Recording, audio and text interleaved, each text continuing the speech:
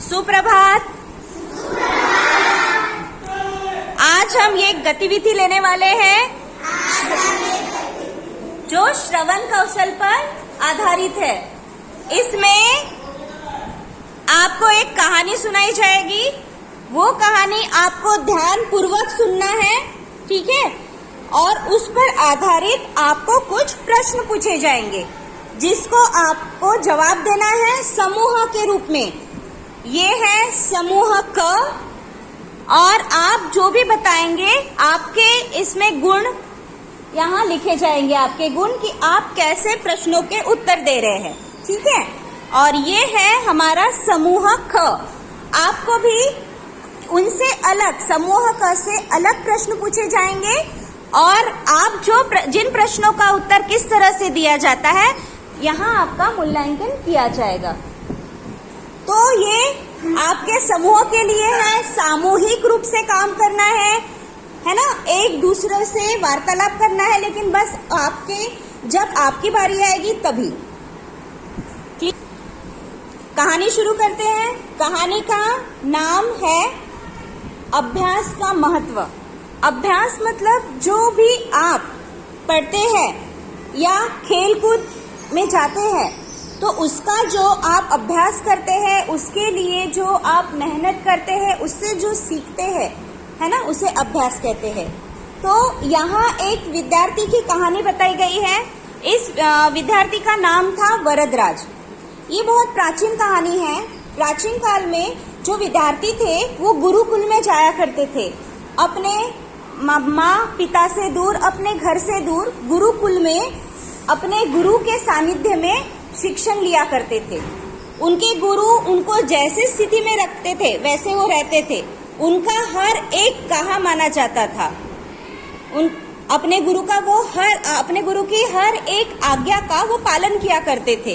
इस तरह से उनका शिक्षण वहाँ पूरा किया जाता था गुरुकुल में और उनको फिर वापस भेज दिया जाता था शिक्षा पूरी होने के बाद। लेकिन यहाँ एक विद्यार्थी था वरदराज, जो बहुत ही मंद बुद्धि का था।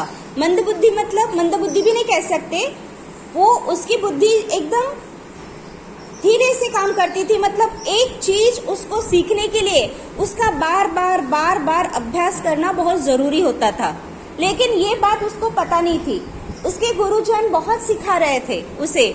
मतलब उसकी एक कक्षा थी, जैसे आपकी कक्षा है, उस कक्षा में उसके गुरुजी उसको सिखा रहे थे।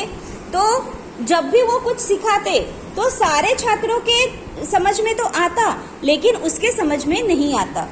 तो इस चीज से उसके जो छात्रगण है, उसके जो सहपाठी है, उसके कक्षा में पढ़ने वाले उसके मित्र हैं, वो उसका उपहास करते। उपहास मतलब उसकी खिल्ली उड़ाते, उसका मजाक करते कि देखो हमें तो समझ में आया लेकिन इसे तो कुछ समझ में नहीं आता।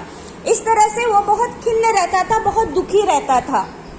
हार कर मतलब हार मानकर, ठीक है? अब हारना का विलोम शब्द क्या होगा? जीतना, बराबर है। तो हार कर उसके गुरुजी ने उससे कहा, बहुत प्रयासों के बाद वरदराज, तुम्हें मैं ये कहने जा रहा हूँ कि बेटा तुमसे ये पढ़ाई नहीं हो पा रही है। तुम ऐसा करो, अपने घर वापस जाओ और वहीं पर खेती बाड़ी का काम करके अपने माता पिता को आप सहयोग करना। वरदराज भी बहुत दुखी हो गया और बड़े दुखी मन से अपना सामान लेकर वो अपने घर की ओर जाने लगा। चलते चलते सुबह से वो निकला, चलते दोपहर हो गई। वरदराज को बहुत भूख लगी थी। गुरुजी ने जो उसको खाना दिया, उसने खाना खाया और प्यास से व्याकुल होने लगा। थोड़ी देर पर जाकर देखा तो वहाँ एक कुआं था। वहाँ पर कुछ औरतें पानी निकाल रही थी। पहले के जो कुएं रहते थे वो ऐसे नीचे एक पट्टी रहती थी पत्थर की, और उसमें से वो बाल्टी डाली जाती थी और रस्से से उसको खींचा जाता था। तो उस पत्थर की पट्टी पर उसने वो रस्सी के निशान देखे। उसने पानी पिया और फिर वहाँ जो कुछ औरतें थी उनको पूछा कि ये निशान किस चीज के है। तो उन औरतों ने उसको जवाब दिया कि बेटा हम इतने सालों से जो यहाँ पानी खींच रहे हैं इस कोमल रस्सी के निशान उस पर पड़ गए हैं। रोज पानी निकालते निकालते निकालते निकालते इतने ठोस चट्टान पर भी निशान पड़ गए हैं। इस बात का वरदराज के दिमाग पर बहुत गहरा असर हुआ। वो सोच में डूब गया कि इतनी कोमल रस्सी इतने बड़ी मजबूत चट्टान पर उसने लकीरें खींची है, निशान बनाए हैं, तो मेरा भी दिमाग ऐसे ही है ना। मुझे जरूर बातें बहुत धीरे समझ में आती है, तो क्या मैं बार बार अभ्यास कर बार बार निरंतर अभ्यास कर क्या मैं शिक्षा ग्रहण नहीं कर सकता?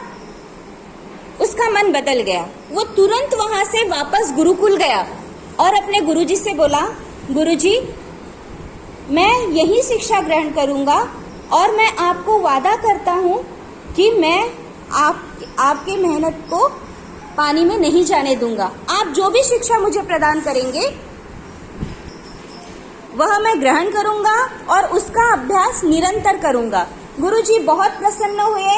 वरदराज बहुत मेहनत करने लगा शिक्षा ग्रहण करने के लिए। उसको जिस सहायता की जरूरत पड़ी गुरुजी ने वो प्रदान की। इस तरह से वो वरदराज एक विद्वान जिसने व्याकरण की, संस्कृत के व्याकरण की एक किताब ली, उसका लेखक बना। उसने एक किताब लिखी व्याकरण की, जिसका अभ्यास आगे की पीढ़ी के लिए बहुत काम आया। तो इस तरह से हम जो भी सीखते हैं उसका हम अगर निरंतर अभ्यास करें तो हम लोग भी बहुत अच्छी शिक्षा प्रदान कर सकते हैं, अच्छी शिक्षा ग्रहण कर सकते हैं और इतरों को भी अपने बुद्धिमान बना सकते हैं। तो बेटा, ये हुई अभ्यास का महत्व। तो अभ्यास की जो शक्ति है इसका कोई मोल नहीं है। यह तो आपके हर सपने को पूरा करेगा। अभ्यास बहुत जरूरी है, चाहे वो खेल में हो या पढ़ाई में या किसी और चीज में। बिना अभ्यास के आप सफल नहीं हो सकते। अगर आप बिना अभ्यास के अभ्यास नहीं किए और सोचे कि चलो मम्मी ने ऑल द बेस्ट बोल दिया है, किस्मत के भरोसे सब कुछ छोड़ोगे, तो क्या आप सफल हो पाओगे? तो आपको भी वरदराज जैसे क्या करना है? निरंतर अभ्यास करना है। निरंतर क्या करना है? अभ्यास करना है। तो कहानी समझ में आई? तो अभी आपको समूह जैसे क है, इसको एक प्रश्न पूछा जाएगा, समूह ख को दूसरा प्रश्न। तैयार हो? मेरा पहला प्रश्न है समूह क के लिए।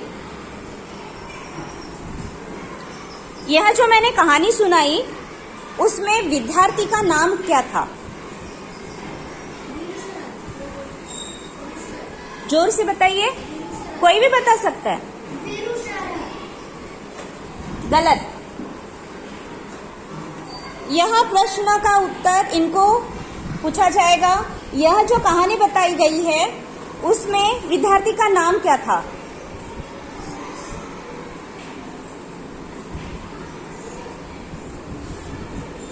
चलिए, अभी आपकी बारी है समूह ख की।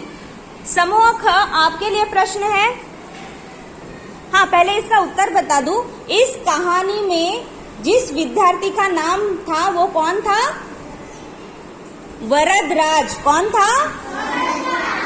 तो आपको बेटा यहाँ 0 गुण प्राप्त हुए प्रश्न 1 में। ठीक है, अभी समूह ख की बारी है। प्राचीन समय में विद्यार्थी कहाँ रहते थे? गुरुकुल। बहुत अच्छे। प्रश्न 1 में आपको 1 गुण प्राप्त हुआ। अभी इनकी बारी है। वरदराज पढ़ने में कैसा था? अच्छा, बुरा या मंद गति से पढ़ता था? मंद गति से। बहुत अच्छे। आपने प्रश्न 2 का उत्तर सही दिया, आपको 1 गुण प्राप्त हुए। ठीक है, अभी है प्रश्न 3 आपके लिए। प्रश्न 4, वरदराज का उपहास कौन करते थे?